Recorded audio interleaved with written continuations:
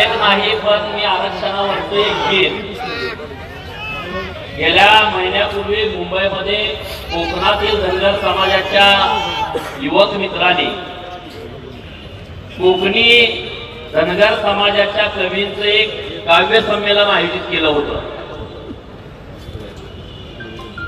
मी अनेक सभा अनेक कार्यक्रम रोज करतो आणि अनेक लोक भाषण रेकॉर्डिंग करतात, पण मला त्यांचं ते गाणं रेकॉर्डिंग करू वाटलं आणि ते गाणं ऐकल्यानंतर मी माननीय उत्तमराव जानकर साहेबांना सांगितलं की मुंबईमध्ये आपला मेळावा आहे आणि या मेळाव्यामध्ये या कोकणातल्या सर्व युवक मित्रांचा 1 तासाचा समाजावरचा कार्यक्रम आपल्याला लावायचा आहे.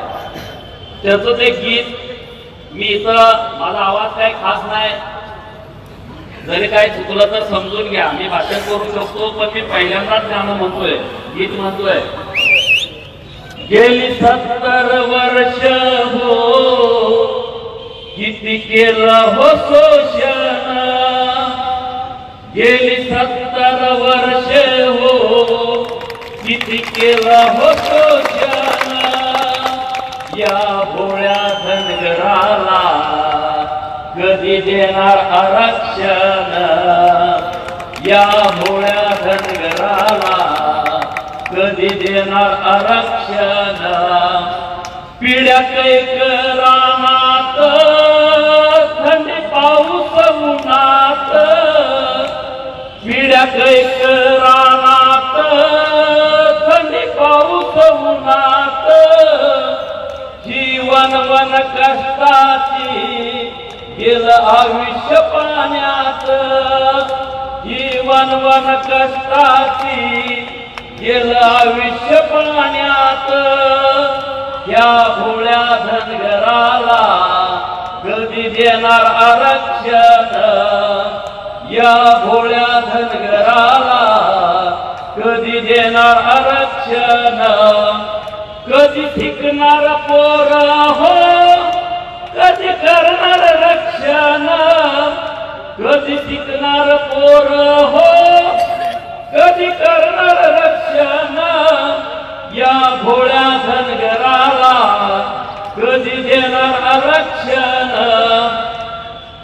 किती बोलणार वरवर वाट बघायची कुठवर, किती बोलणार वरवर वाट बघायची कुठवर, हे निजाती सरकार या निर्णय तत्वर, जेवढे झाले पुरे करा नको अनेक भक्षण, जेवढे झाले पुरे करा नको अनेक भक्षण, या भोळ्या धनगराला कधी देणार आरक्षण, या भोळ्या धनगराला कधी देणार आरक्षण.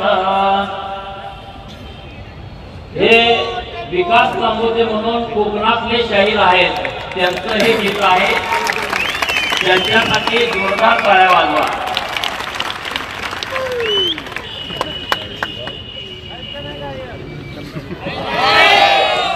आज महाराष्ट्राच्या राजकारणाचं काही वर्षापूर्वी मुख्य केंद्र असणाऱ्या महाराष्ट्राच्या राजकारणाची अनेक गणित ज्या लातूर शहरातून मांडली गेली, त्याच लातूर शहरातून महाराष्ट्र सरकारची आणि केंद्र सरकारची गणित बिघडवण्यासाठी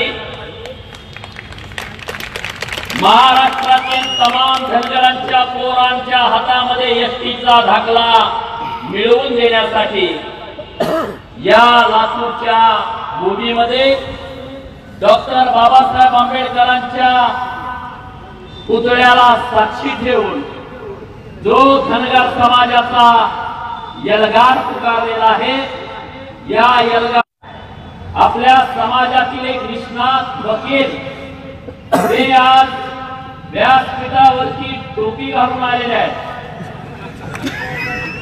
आपल्या सर्वांचे आधारस्तंभ माननीय ॲडव्होकेट अण्णाराव पाटील आज त्यांनी टोपी घातलेली आहे, पण भारतीय जनता पार्टीनं जर धनगर समाजाला फसवला तर ही टोपी त्यांच्या डोक्यावरती घालण्यासाठी अण्णाराव आवर्जून टोपी घालून आलेले आहे। माननीय उत्तमरावजी जानकर साहेब, माननीय शिवदासजी बिडकर, अतिश भैया भेकरे, बालाजी भेकरे, या कार्यक्रमाचे अध्यक्ष माननीय दोणे वकील साहेब, माननीय advocate Subhashrao Mane, Waghmare sir, doctor Sonkate madam, Madhavji Nirmal, माननीय कल्याण अबूज, भीमराव सातपुते मामा आणि असंख्य मान्यवर की ज्यांनी या कार्यक्रम यशस्वी करण्यासाठी अहोरात्र प्रयत्न केले आणि त्यांच्यापेक्षा तुम्ही अति महत्वाचे आहात। इतक्या रात्री इतका वेळ काढून इतक्या उशीरपर्यंत धनगर समाजाला आरक्षण मिळावं या एका निरपेक्ष भावनेनं तुम्ही इथं थांबलाय। असे सर्व वडीलधारी मंडळी, युवक मित्र आणि माझ्या माता भगिनींनो, आरक्षणाच्या विषयीची प्रक्रिया तुम्हाला सगळ्यांना माहिती आहे, आरक्षणाच्या विषयीची भूमिका तुम्हाला माहिती आहे। आम्ही तुम्हाला काहीतरी नवीन वेगळं सांगतोय अशातला भाग नाही आहे, पण महाराष्ट्राच्या राजकारणामध्ये प्रत्येक पक्षाचा पाया होऊन जमिनीमध्ये गाडून घेण्याचं काम या धनगर समाजाने गेली अनेक वर्ष केलाय। राष्ट्रीय काँग्रेस असेल, राष्ट्रवादी काँग्रेस असेल, यांची सत्तेची शिखरं उभी करण्यामध्ये धनगर समाजाने स्वतःला गाडून घेतला। 2014ला त्या लोकांना सत्तेतून बाजूला करून भारतीय जनता पार्टीच्या सत्तेच्या इमारतीचा पाया होण्याचं काम याच आपल्या धनगर समाजाने केला। धनगर समाजामुळे राजकारणातनं सत्तेतनं बाहेर पडलेल्या लोकांनी सुद्धा आम्ही धनगरांच्या मुळे बाहेर पडलो आणि सत्तेत आलेल्यांनी सुद्धा सांगितलं की आम्ही या सत्तेमध्ये फक्त आणि फक्त धनगर समाजामुळे बसलो। एवढं सांगितल्यानंतर आम्ही खडा खडा खडा खडा टाळ्या वाजवल्या, पेटेवर आकाशात फेकले। एक दिवस, 2 दिवस, 4 दिवसाची ही लढाई नाही आहे। गेल्या 30-35 वर्षापासून धनगरांच्या पोरांना सर्टिफिकेट एसटीचं मिळावं म्हणून अनेक नेते आंदोलन करतायत, अनेक नेते चळवळी करतायत। रेलबरो असेल, रस्ता रोको असेल, मोर्चे असतील, आमरण उपोषण असेल, ही काही चळवळ आम्ही पहिल्यांदा करतोय अशातला भाग नाही आहे। आम्ही उत्तमराव आणि मी निमित्त आहे, धनगर समाजाचा एक कार्यकर्ता म्हणून आम्ही राज्यभर फिरतोय, आम्ही नेते म्हणून फिरत नाही आहे। आम्ही तुमच्यावरती उपकार करतोय असंही अजिबात नाही, ही आमची ड्युटी आहे, हे आमचं काम आहे आणि हे जर काम कुणीतरी करायलाच पाहिजे म्हणून ते आमच्या वाट्याला आलंय आणि आम्ही ते आनंदाने करतोय। भारतीय जनता पार्टीच्या दारामध्ये राष्ट्रवादी काँग्रेस, राष्ट्रीय काँग्रेसचे आधी माजी आमदार, खासदार, मंत्री वेटिंग मध्ये होते की भाजपमध्ये आम्हाला घ्या, भाजपमध्ये आम्हाला घ्या, आमचा प्रवेश करून घ्या। अशा 7 महिन्यापूर्वीच्या काळामध्ये मी भारतीय जनता पार्टीमध्ये 24 तास काम करणारा कार्यकर्ता होतो। माननीय उत्तमराव त्यांचा माळशिरस विधानसभा मतदारसंघामध्ये त्यांचा उमेदवार 3000 मतांनी 2014च्या विधानसभेला पडलाय। मी 2014ची निवडणूक विधानसभेची भारतीय जनता पार्टीच्या चिन्हावरती निवडणूक लढवली आहे। 2017च्या जिल्हा परिषद आणि पंचायत समितीमध्ये भारतीय जनता पार्टीच्या चिन्हावरती आमची सत्ता आहे।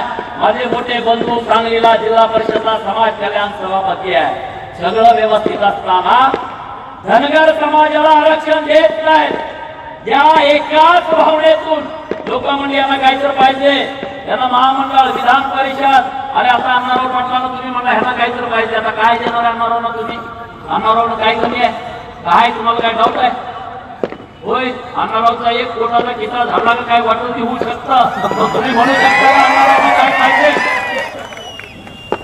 अरे लोकांची भावना तुम्ही बघायला पाहिजे। भारतीय जनता पार्टी मधून आम्ही बाहेर पडलो आणि जेव्हा आम्ही महाराष्ट्रावर फिरलो लोक आमच्याकडे तिरक्या नजरेने बघत की जणू काय आम्ही चोरी करायला आलोय, काय तर उचलायला तुमचं आलोय। अनेक लोकांनी प्रश्न उपस्थित केले, अरे तुम्हाला आता काय ढापायचंय, तुमची चूक नव्हती। आजपर्यंतची जेवढी आंदोलन त्या सरकारनं मोडीत काढली, एका विधान परिषदेवरती काढली, एखाद्या कुठल्या तरी पदावरती काढली, मित्रांनो, आम्हाला विधान परिषद आणि राज्यसभा घ्यायची नाही आहे. आम्हाला या राज्यातला धनगर समाजाच्या मुलांसाठी सत्तेतला निम्मा वाटा उचलायचा आहे. म्हणून आम्ही राज्यभर फिरतोय. आमचा स्वार्थ आहे ना. आम्ही काय संत आहोत नाही आहे. संतांचे पायी आहोत नाही आहे. आमचा सुद्धा स्वार्थ आहे. पण आमचा स्वार्थ असा आहे, एक दोघं तिघं चौघ आमदार होऊन आपला प्रश्न मिटत नाही. दोघं चौघांनी खासदार होऊन प्रश्न मिटत नाही. या महाराष्ट्राच्या विधानसभेमध्ये जितकी जितनी संख्या भारी उसकी उतनी भागीदारी या तत्वावरती धनगरांची 35 पोरं विधानसभेमध्ये पाहिजे. धनगराची 35 पोरं विधानसभेमध्ये पाहिजे आणि ते होण्यासाठी एसटीचं सर्टिफिकेट पाहिजे. एसटीचं सर्टिफिकेट असल्याशिवाय आपण इतक्या संख्येनं जाऊ शकत नाही. कारण या महाराष्ट्राच्या राजकारणाचं गणित वेगळं आहे. प्रचंड जातीवाद. कोण म्हणतंय फुले शाहू आंबेडकरांचं राज्य आहे. कोण म्हणतंय फुले शाहू आंबेडकरांच्या विचाराचं राज्य आहे.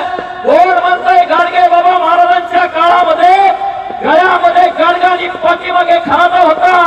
गाडग थुंकण्यासाठी आणि पाठीमागे खराटा पाहून खुणा बुजवण्यासाठी तेव्हा प्रचंड जातीवाद होता. पण मित्रांनो, मी ते मानत नाही.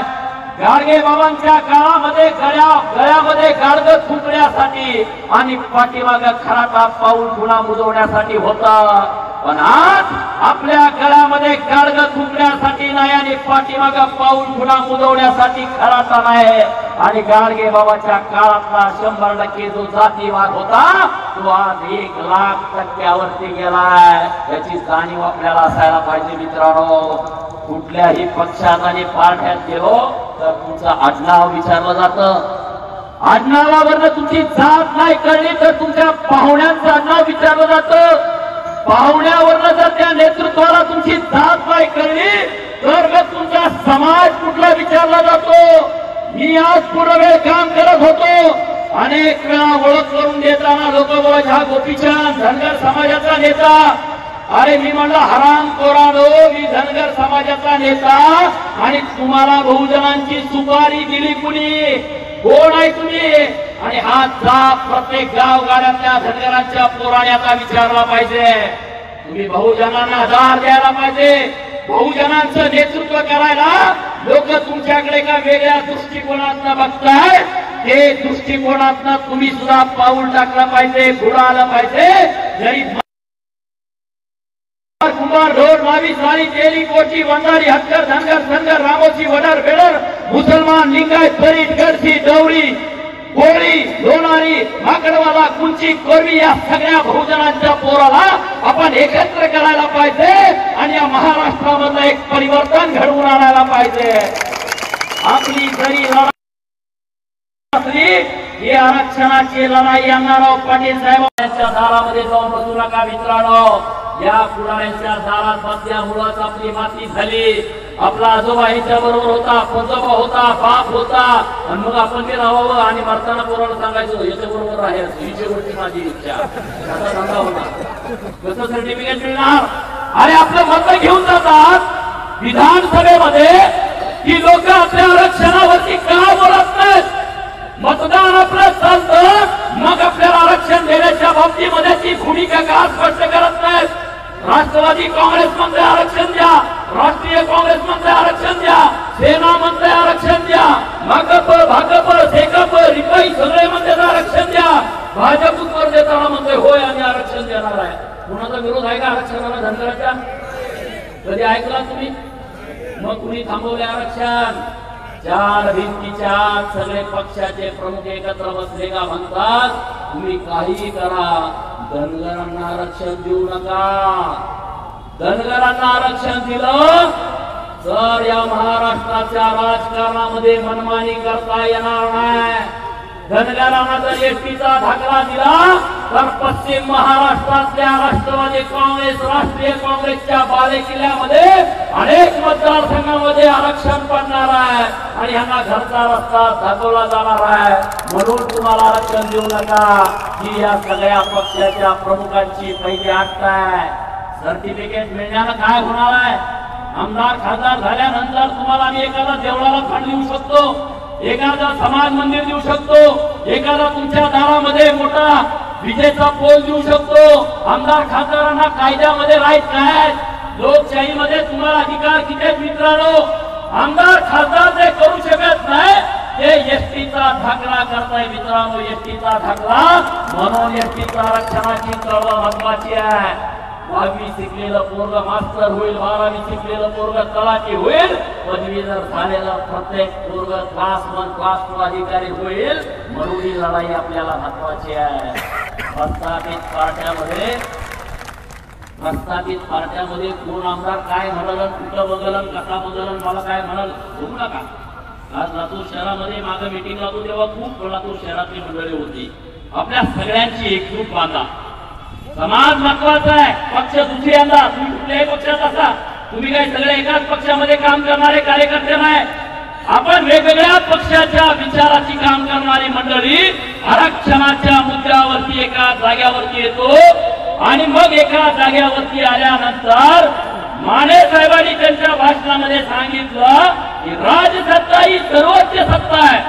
राजसत्ता ही सर्वोच्च सत्ता आहे, ती सत्ता आपल्या ताब्यात असायला पाहिजे. आणि राजसत्ता मिळवायसाठी मागत भूमिका देऊन चालणार नाही. राजसत्ता आणि राजपाट कधी मागून मिळत नसतो, तर तो नेहमी हिसकावून घ्यायचा असतो. आणि ती राजसत्ता हिसकावून घेण्याच्या तयारीला तुम्ही लागा. लातूर मधनं इथं गेल्यानंतर ठरवा तुम्ही या निलंगेकर पाटलांचा आपल्याला पराभव कसल्याही परिस्थितीत करायचा आहे. या इथल्या खासदारांचा आपल्याला कसल्याही परिस्थितीत पराभव करायचा आहे. अरे त्यांच्याही आजोबा पंजोबांनी या राज्यावरती राज्य केलं आहे. आपल्या मतावरती हे सगळे मोठे झाले. हे पूर्वी काय मोठे कोण नव्हते. अरे ते मोगलशाहीला जमलं नाही, ते निजामशाहीला जमलं नाही, ते इंग्रजांना जमलं नाही, ते डॉक्टर बाबासाहेब आंबेडकरांच्या लोकशाही मधनं या घराण्याशाहीनं जितका अन्याय केला तितका अन्याय इंग्रजांनी निजामांनी आणि मोगलांनी केला नाही आपल्यावरती. म्हणून ही घराण्याशाही आपल्याला गाळावी लागेल. घ्यायचं नाही या घराण्याशाहीला. हे काही आपलं वाकडं करू शकत नाही. चिंता करू नका. पण बहुजनांच्या पोरांची मोठ बांधा. एसटीचा थाकला पहिल्यांदा मिळवा, मग तुम्हाला समाजामध्ये मान सन्मान मिळेल. कारण धनगराचा पोरगा एखादी लढाई लढतो, तो जिंकतो. आता एक मेसेज लोकांच्या मध्ये जाईल आणि मग आजूबाजूला फिरणारी अनेक गोष्टींना पिकलेली पोरं तुम्हाला येऊन भेटतील. नंदीवाड्याच्या गावगाड्याच्या बाहेर कोणामध्ये राहणारा पोरगा येऊन तुम्हाला भेटेल आणि तुम्हाला त्याची व्यथा सांगेल, अरे बाबा माझं अजून मतदान मध्ये नाव नाही आहे, मतदान यादीमध्ये मला अजून रेशन कार्ड नाही, मला अजून गाव माहित नाही, माझा आजोबा कोकणामध्ये फिरायला गेला, तिकडेच मेला, त्याला तिथल्याच मोड्यात झाला, त्याच्या अस्थी सुद्धा माझ्याजवळ नाही आहे. माझा बाप पश्चिम महाराष्ट्रात गेला, फिरत फिरत फिरत भटकत भटकत तिथंच मेला, त्याला तिथल्या गोड्यात जाळा. माझ्या पै पाहुण्यांना सुद्धा सांगता आलं नाही. माझ्या बापाची आजोबाची जन्माची नोंद नाही, मृत्यूची नोंद नाही. असे अनेक समाज या महाराष्ट्रामध्ये राहतात मित्रांनो. ते समाज आपल्याकडे बघताय. ज्यांना खरंच काम करायचं आहे तर त्या लोकांसाठी आपल्याला काम केलं पाहिजे.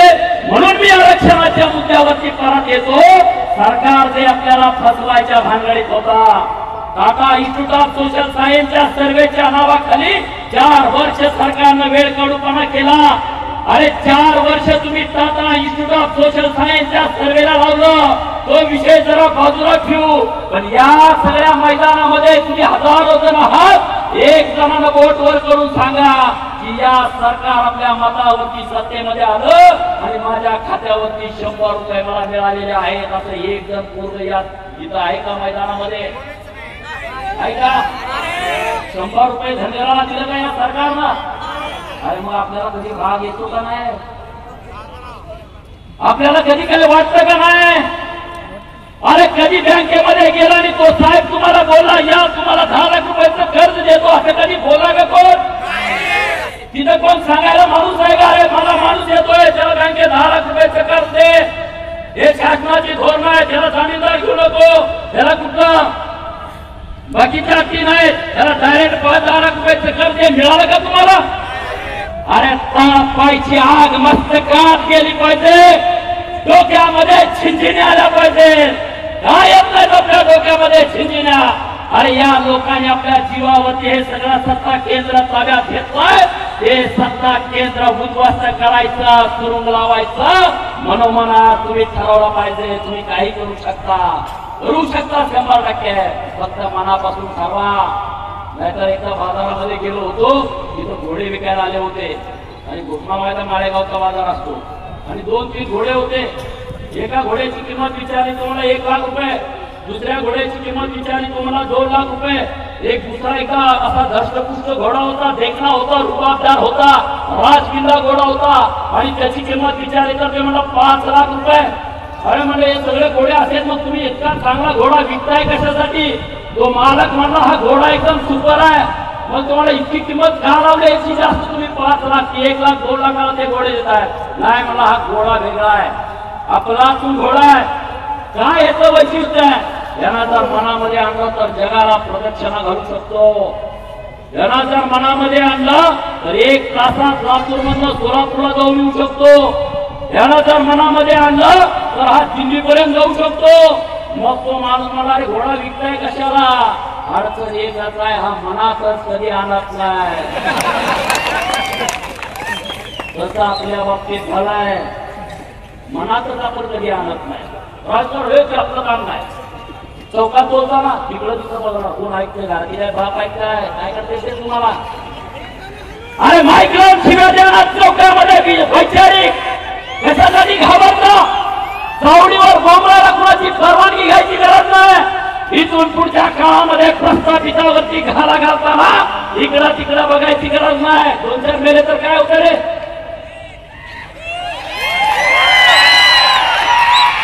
आता मी चाललोय इथलं उत्तमराव, मी आमच्या गाडी रस्त्याला ऍक्सिडेंटला मेलो. कोण खाते रे? उद्या कोण आहे? काय आम्हाला कारखाना आहे जाळायला? आमचं काय स्मारक होणार आहे? मला माझ्या पडगरवाडी गोड्यात नेऊन जाणार आहे. कोण खातं रे? सगळा भागासारखं पुढच्या पिढीला काहीतरी सांगता आलं पाहिजे. अरे आम्ही हे केलंय, आम्ही हे लोकांच्यासाठी केलंय. नाहीतर बायका, पोरं, घरदार, प्रपंच, सासू सासरे, मेवणा मेवणी याच्या पलीकडे आपलं विश्वच नाही.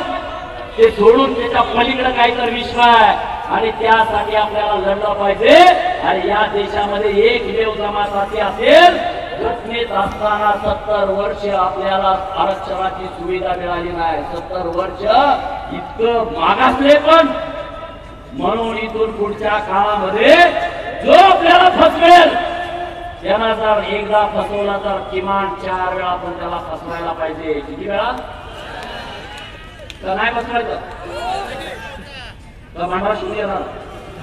अरे भांडारा शिवताना सुद्धा आपला आहे ना, शिवताना देवाला म्हणा ना, याला मला दोनदा फसवलंय, याला भांडारा शिवच्या हातात फसवतो, मला त्या म्हणा ना. का बिघडतंय का? देव आपला विरोधात आहे. बोकडं दादा कापताय, कशाला कापताय? कशाला कापताय दादा बोकडं? पोरांच्या शिक्षणावरती खर्च करा ना. 9 बोकडाचा एखादा कापा. नसेल तर देवाला सांगा, खंडोबाला बिरोबाला, माझा पोरगा ज्या दिवशी क्लासमन अधिकारी होईल त्या दिवशी तुला 21 बोकडं कापतो. ऐकलं नाही देव?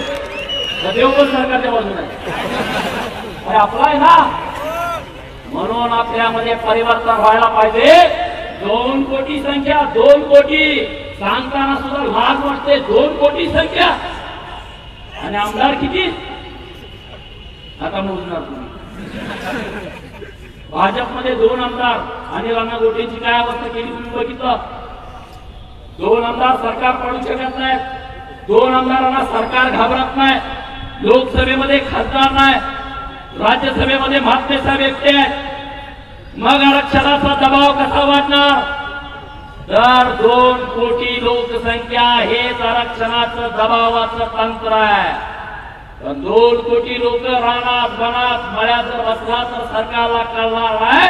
म्हणून महाड ते मुंबईची जी रॅली आपण काढतोय डॉक्टर बाबासाहेब आंबेडकरांच्या 14 तळ्यातून मुंबईच्या 10 मैदानाकडे आपल्याला निघायचं आहे आणि त्या दिवशी येताना तुम्ही आपली घोडी, मेंढर, बकरी, कोंबडी, कुत्री सगळं घेऊन या. एकदा मुंबईच्या 10 मैदानावरती मेघाच्या मागे गेल्यानंतर माऊली माझी 3 दगडावरती चूल करून स्वयंपाक कसा करते तशा हजारो चुली मुंबईच्या त्या 10 मैदानावरती झाल्या पाहिजे. जमतंय का नाही? कोण कोण येणार मुंबईला?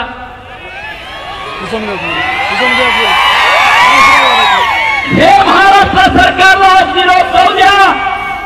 गंगाखेड, मुखेड आणि लातूर मध्ये हजारो लोक सभेला होती. भारतीय जनता पार्टीला मला एवढंच सांगायचं, जर तुम्ही धनगरांच्या बाबतीमध्ये बेईमानी केली तर इथून पुढच्या काळामध्ये तुमच्या अंगावरती विजयाचा गुलाल हा धनगर समाज कधीच पडू देणार नाही. मग तो किती मोठा प्रस्थापित असू दे, किती मोठा संस्थानिक असू दे, त्यांना कुणाच्या अंगावर गुलाल पडू देणार नाही. काँग्रेस आणि राष्ट्रवादी काँग्रेसवाले चिकरून टकून बसले. धनगराचं काय होतंय? धनगर फुकट होतंय का? आता हे असं धंदा बंद करा. धनगराचा फुकट कुणाला जाणार नाही. अरे रानामध्ये गडी ठेवलेला 1 वर्षाचा सालगडी सुद्धा मालक जर त्याला उलट बोलला, हे का काम केलं नाही, बशीच्या धारा का काढल्या नाहीत, गायला का वैरण घातलेला आहे, ते सुद्धा रात्री मालक झोपल्यानंतर मालकाची मोटरसायकल घेऊन पळून जात आहे. जाते का नाही? 1.5 लाख रुपये उचल दिलेले असताना सुद्धा मालकाची गाडी घेऊन पळून जातो. त्या गड्याला अभिमान आहे पण आम्हाला नाही. त्या गड्याला स्वाभिमान आहे. जाताना मोकळं सुद्धा जात नाही, उचल परत येत नाही, गाडी सुद्धा चोरून घेऊन जातोय. आणि आम्ही 70 वर्ष यांच्याकडे बसतोय. आमदाराचा आणि खासदाराचा कुत्रा मेला तर दिवसभर आमचं पुढारी गावात कोण पाडून बसेल? साहेबाचा कुत्रा मेला.